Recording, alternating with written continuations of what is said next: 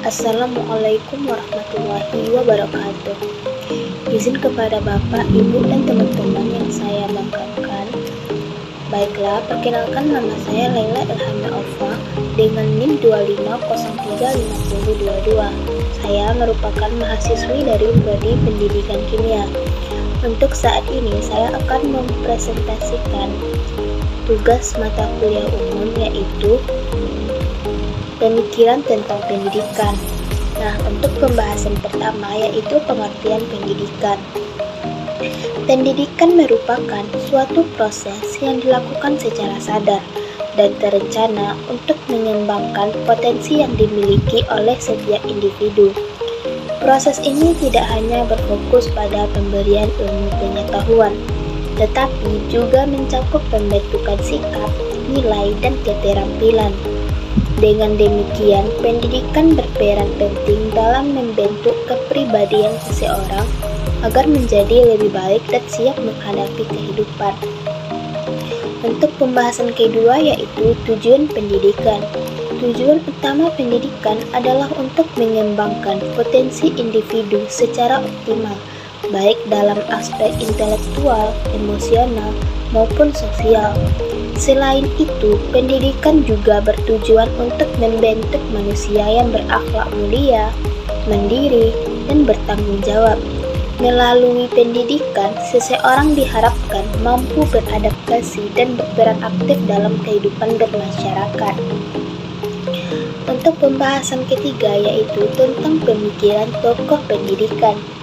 Nah, yang pertama yaitu menurut Ki Hajar Dewantara, pendidikan adalah usaha untuk menuntun segala kekuatan kodrat yang ada pada anak agar mereka dapat mencapai kebahagiaan dan keselamatan setinggi-tingginya.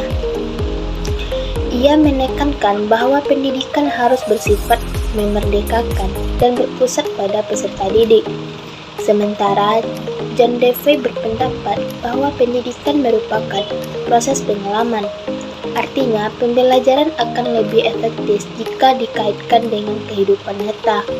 Ia juga menekankan pentingnya metode belajar aktif agar peserta didik mampu berpikir kritis dan memecahkan masalah. Untuk pembahasan keempat yaitu fungsi pendidikan. Pendidikan memiliki berbagai fungsi penting dalam kehidupan manusia. Salah satunya adalah membentuk karakter dan kepribadian individu agar menjadi lebih baik. Selain itu, pendidikan juga berfungsi untuk mengembangkan kemampuan berpikir kritis, serta membantu individu dalam berinteraksi dan beradaptasi di lingkungan masyarakat. Untuk pembahasan kelima yaitu lingkungan pendidikan. Pendidikan tidak hanya berlangsung di sekolah, tetapi juga di berbagai lingkungan. Keluarga merupakan tempat pertama dan utama dalam proses pendidikan, karena disinilah nilai-nilai dasar ditanamkan. Sekolah berperan berbagai lembaga formal, memberikan pengetahuan dan keterampilan, sedangkan masyarakat menjadi tempat untuk menerapkan dan mengembangkan apa yang telah dipelajari.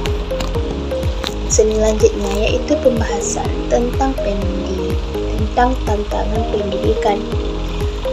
Dalam era modern saat ini, pendidikan menghadapi berbagai tantangan yang semakin kompleks.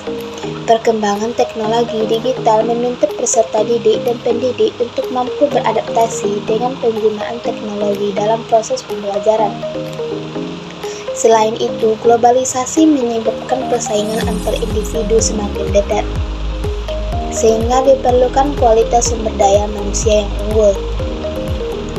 Tantangan lainnya adalah kesenjangan akses pendidikan, di mana tidak semua daerah memiliki fasilitas dan kualitas pendidikan yang sama.